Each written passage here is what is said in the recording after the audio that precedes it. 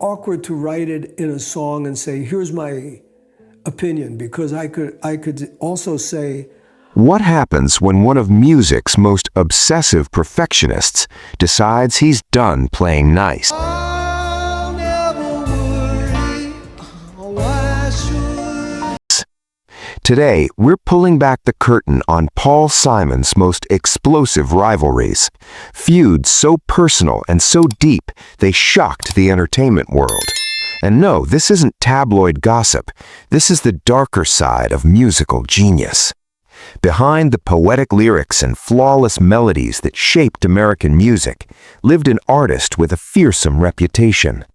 Insiders said Paul Simon never forgot a slight, never forgave a betrayal, and if someone failed to meet his impossible standards, they were reportedly crossed off for life. But in Japan, there's no line. And he did it. He's a very unusual guy. These weren't minor creative disagreements. We're talking about decades-long vendettas, broken friendships that never healed, and alleged moments of public humiliation and career-altering sabotage at the highest levels of the music industry.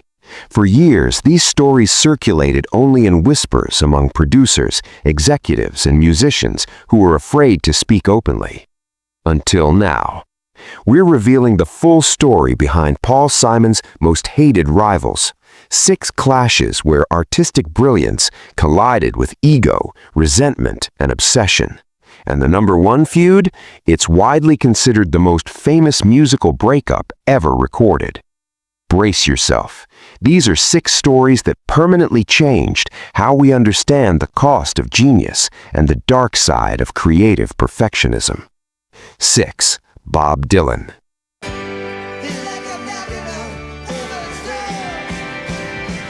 At number 6, we begin with a rivalry between 2 titans of folk music.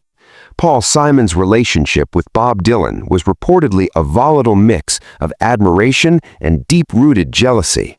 According to industry sources, Simon could never fully accept how Dylan was crowned the voice of a generation. While Simon was crafting meticulously structured songs with elegant melodies and harmonic precision, Dylan was being celebrated for raw, messy poetry and an unconventional, some would say terrible, singing voice.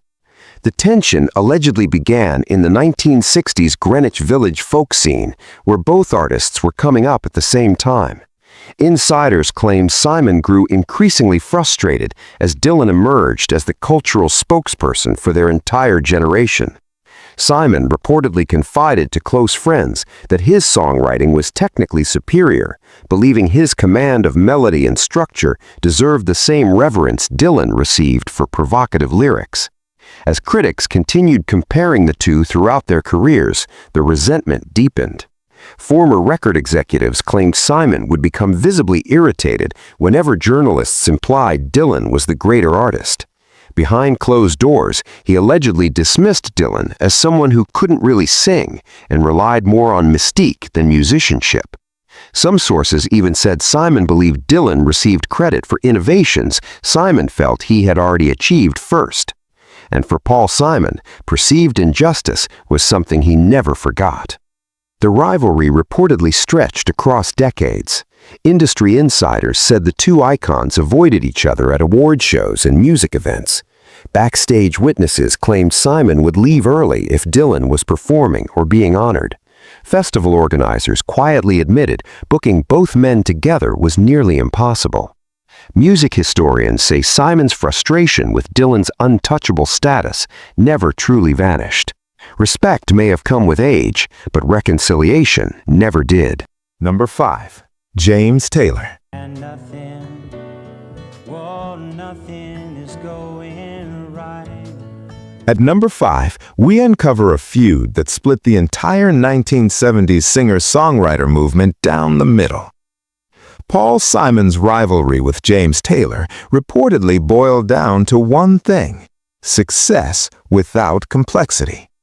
While Simon pushed himself toward sophisticated arrangements and jazz-influenced experimentation, Taylor dominated the charts with simple, emotional guitar ballads and sold millions doing it. Sources claimed Simon found this infuriating. The conflict ignited in the early 1970s when both artists ruled folk pop radio. Simon allegedly felt insulted that Taylor's straightforward love songs were outselling what he considered far more advanced compositions.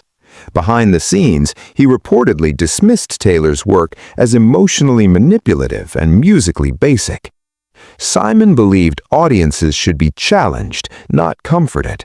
To him, rewarding sentimentality over craftsmanship symbolized everything wrong with the industry.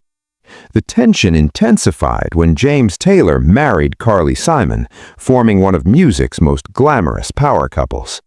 Former associates claimed Paul Simon made sharp remarks about the marriage receiving more attention than actual musical achievement. He allegedly said Taylor's success was built on image rather than innovation. Music journalists reported Simon refusing to present awards to Taylor or publicly acknowledge his achievements.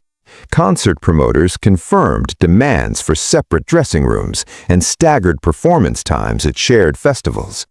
Industry veterans say this feud perfectly captured Simon's lifelong frustration. Commercial appeal beating artistic sophistication again and again. Number 4. Sting. Number 4 brings us a rivalry that blindsided the 1980s music establishment. Paul Simon's feud with Sting reportedly erupted over one explosive question: who truly brought world music to the mainstream? After Graceland reshaped popular music in 1986, critics hailed it as a revolutionary and deeply respectful fusion of global sounds. Simon had spent years immersing himself in African music and collaborating directly with South African musicians. Then Sting followed. Sources claimed Simon felt betrayed when Sting began incorporating international influences into his solo work almost immediately. Insiders said Simon believed Sting was stealing the concept Simon had carefully built without doing the cultural groundwork. Behind closed doors, Simon allegedly accused Sting of stealing the concept while stripping it of authenticity, dismissing it as world music tourism. As both artists competed for Grammys and festival headliner slots, the feud turned personal. Former tour managers claimed Simon made scathing remarks about Sting being a pop star playing dress-up with other cultures. Music journalists reported Simon refusing interviews where Sting was praised, while promoters confirmed both men demanded separate headlining nights to avoid direct comparison. Number 3. Carrie Fisher. At number 3, we reach the most painful feud on the list, because this one wasn't just professional.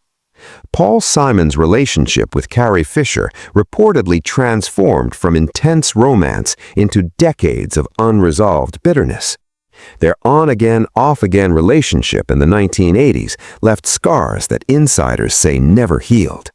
To the public, it looked glamorous: red carpets, premieres, Hollywood royalty. But behind closed doors, sources claimed it was emotionally devastating. The breaking point came with Hearts and Bones. Friends say Fisher felt exposed and betrayed, believing Simon turned their private pain into public art.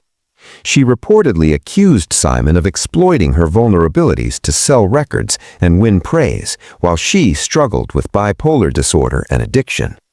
The bitterness lingered for decades.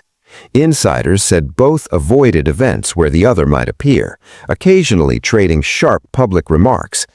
Industry veterans now describe the relationship as one of entertainment's most destructive collisions of artistic ego and personal instability. The damage, they say, was permanent, lasting until Fisher's death in 2016.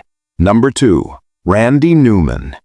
At number 2, we expose a rivalry that divided music's critical elite.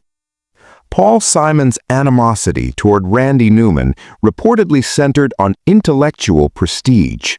Sources claimed Simon couldn't stand how Newman received equal genius status through satire, irony, and dark humor. Not often, but you see, what happens in partnerships is that in its ascendancy, The conflict began in the 1970s when both men were hailed as America's greatest songwriters. Simon allegedly dismissed Newman's work as clever gimmickry, arguing true artistry required emotional sincerity.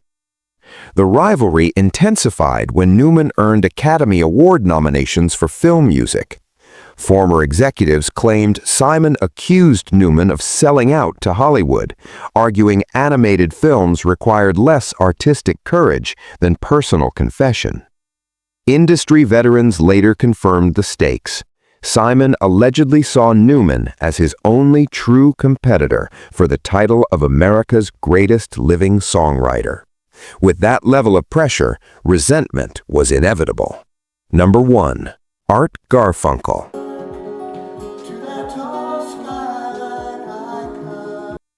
Taking the number 1 spot is the most famous musical breakup in entertainment history. Paul Simon's feud with Art Garfunkel didn't just end a band, it destroyed what should have been music's greatest lifelong friendship.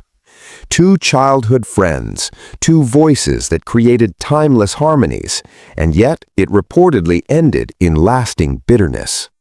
Sources claimed the relationship was doomed by ego and jealousy. Even at their peak, Simon allegedly resented Garfunkel receiving equal credit, despite Simon writing every song. Behind the scenes, Simon reportedly viewed Garfunkel as a pretty voice, believing he alone was the architect of their success. The breaking point came when Garfunkel pursued acting during their partnership. Former managers said Simon felt betrayed, interpreting Hollywood ambitions as proof Garfunkel valued fame over their shared legacy. And with that, one of the greatest collaborations in music history collapsed, never to truly recover. Which rivalry shocked you the most? Hit like and subscribe to Golden Screen Actor for more explosive music feuds. Drop a comment and tell us which legendary artists' rivalries you want revealed next.